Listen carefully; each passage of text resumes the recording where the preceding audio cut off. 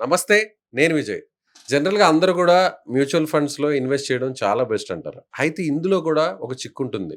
అసలు అందులో కూడా రెగ్యులర్ ఫండ్‌లో ఇన్వెస్ట్ చేయాలా? లేదంటే డైరెక్ట్ ఫండ్స్‌లో ఇన్వెస్ట్ చేయాలా? అసలు నిజంగా ఎందులో ఇన్వెస్ట్ చేస్తే బెస్ట్ ఆప్షన్ అనేది ఉంటుంది. బెస్ట్ రిటర్న్స్ అనేవి వస్తాయి. మనతో పాటు ఉన్నారు SEBI registered research analyst Gopikrishna గారు. నమస్తే గోపీకృష్ణ గారు. నమస్తే. చాలా మంది అందరూ కూడా ఈ డౌట్స్‌తోనే చాలా చిక్కుల్లో పడిపోతుంటారు. అవును. డైరెక్ట్‌గా చేయాలా? రెగ్యులర్ వాటిలో చేయాలా? రైట్. అసల వేటిలో చేస్తే ది బెస్ట్ రిటర్న్స్ వచ్చే అవకాశం ఉందంటారు? యాక్చువల్లీ మనకి మ్యూచువల్ ఫండ్స్ 90స్ నుంచి ఉన్నాయి. 1990స్ నుంచి ఉన్నాయి. అంటే అప్పటి నుంచి స్ట్రాంగ్‌గా ఉన్నాయి. ఓకే. కానీ అంతకుముందు మనకి డైరెక్ట్ అనే కాన్సెప్ట్ లేదు. ఓన్లీ రెగ్యులర్ ఫండ్స్ ఉండేవి. సో ఫండమెంటల్ డిఫరెన్స్ ఏంటి అంటే డైరెక్ట్ ఫండ్‌కి, రెగ్యులర్ ఫండ్‌కి మనం ఒక మ్యూచువల్ ఫండ్‌లో ఇన్వెస్ట్‌మెంట్ చేసినప్పుడు మనం ఫీస్ పే చేస్తాం. ఆ కంపెనీ మన దగ్గర నుంచి చార్జెస్ చేస్తది. Which is 1%. సో 1% ఎలా అంటే 1%ని మనకి 256 వర్కింగ్ డేస్ ఉంటాయి స్టాక్ మార్కెట్‌లో.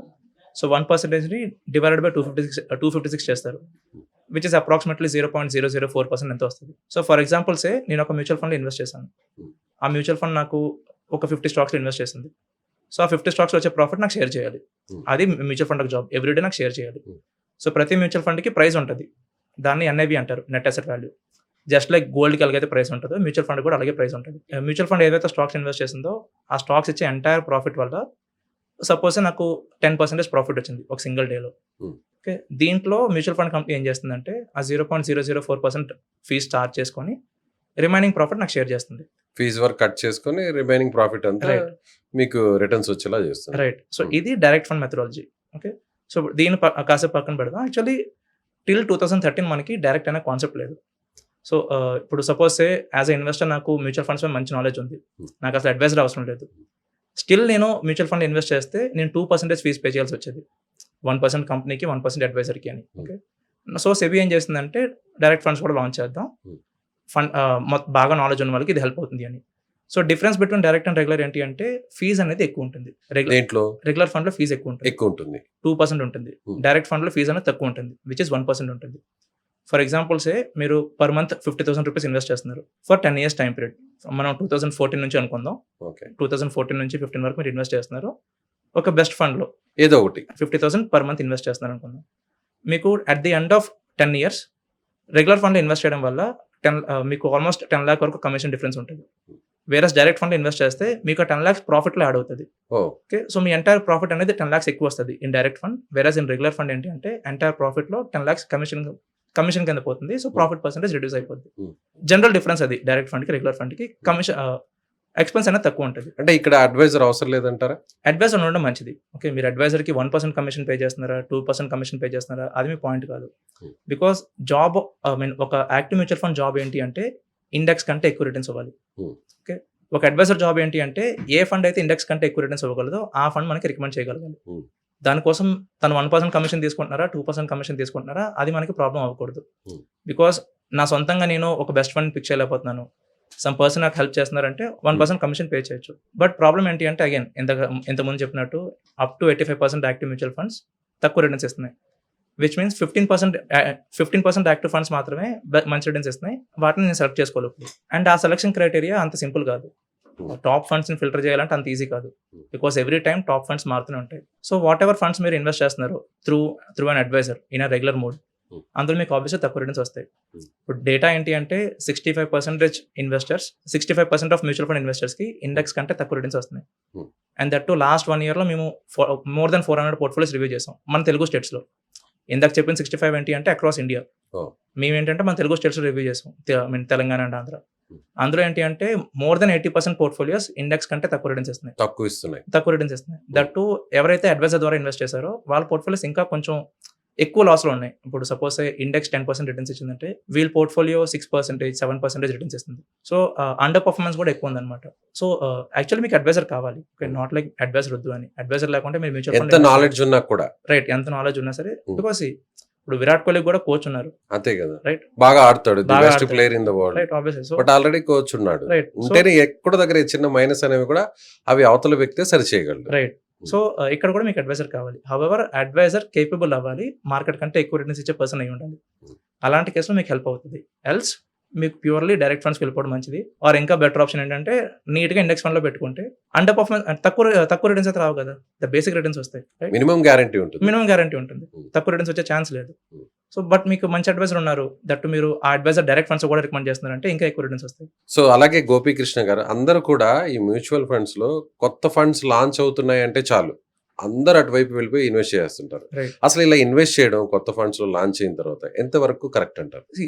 యాజ్ అ ఇన్వెస్టర్ కానీ ఆర్ యాజ్ అ అడ్వైజర్ కానీ ఒక మ్యూచువల్ ఫండ్ని మంచిదా కాదా అని డిసైడ్ చేయడానికి డేటా చూస్తారు. లాస్ట్ 1 ఇయర్లో ఫండ్ ఎలా రిటర్న్స్ ఇచ్చింది, లాస్ట్ 5 ఇయర్లో ఫండ్ ఎలా రిటర్న్స్ ఇచ్చింది అని. ఫర్ ఎగ్జాంపుల్ 2 ఫండ్స్ ఉన్నాయి, ఒక ఫండ్ ఏమో సేమ్ కేటగిరీ 2 ఫండ్స్ ఉన్నాయి, ఒక ఫండ్ ఏమో 20% రిటర్న్స్ ఇచ్చింది లాస్ట్ 5 ఇయర్స్ టైం పీరియడ్కి, ఇంకో ఫండ్ ఏమో 15% రిటర్న్స్ ఇచ్చింది. సో యాజ్ అ ఇన్వెస్టర్ ఆ 20% ఫండ్లో ఇన్వెస్ట్ చేద్దాం అనుకుంటారు కదా, 1 ఇయర్ ఎక్స్పీరియన్స్ ఉన్నా కూడా బికాస్ రిటర్న్స్ ఓకే ఎక్కువ ఉన్నాయి ఎక్కువ ఉన్నాయి కాబట్టి దేంట్లో ఎక్కువ రిటర్న్స్ వస్తాయనేటువంటి గెస్ చేస్తారు, దాంట్లో ఇన్వెస్ట్ చేస్తారు. రైట్. సో మనకు డస్ నాట్ మీన్ ఆ 20% ఇచ్చిన ఫండ్ మంచిది అవ్వాలి ఫ్యూచర్లో, ఆర్ 15 ఇచ్చింది చెడ్డది అవ్వాలి అని.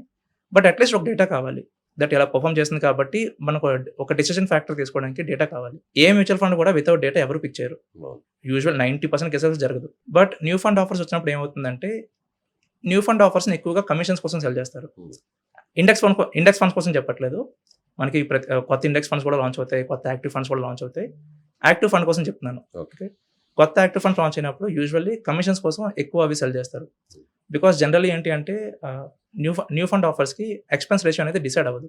మనకి ఒక టైం ఉంటుంది, ఒక 15 days టైం ఉంటుంది న్యూ ఫండ్ ఆఫర్ లాంచ్ అయినప్పుడు.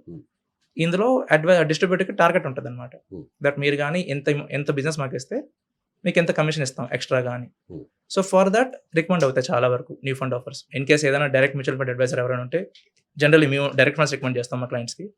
యూజువల్లీ ఎన్ఎఫ్ఓస్ రికమెండ్ చేయం, ఎందుకంటే ఎన్ఎఫ్ఓస్ ప్యాటర్న్ కానీ చూసినట్టయితే ఒక కొత్త ఫండ్ ఎప్పుడు వస్తుంది అంటే అప్పటి వరకు మార్కెట్లో ఏదైతే కేటగిరీ ట్రెండింగ్ లో ఉందో దానికి ఫండ్ లాంచ్ చేస్తారు. ఓకే, దాని రిలేటెడ్ గా ఉన్న కంపెనీ ఇక్కడ మళ్ళీ మార్కెట్ లోకి వస్తుంది, దాని రిలేటెడ్ కంపెనీ కానీ దాని రిలేటెడ్ ఫండ్ కానీ అక్కడ లాంచ్ అవుతుంది, అక్కడ మార్కెట్లో లాంచ్ అవుతుంది.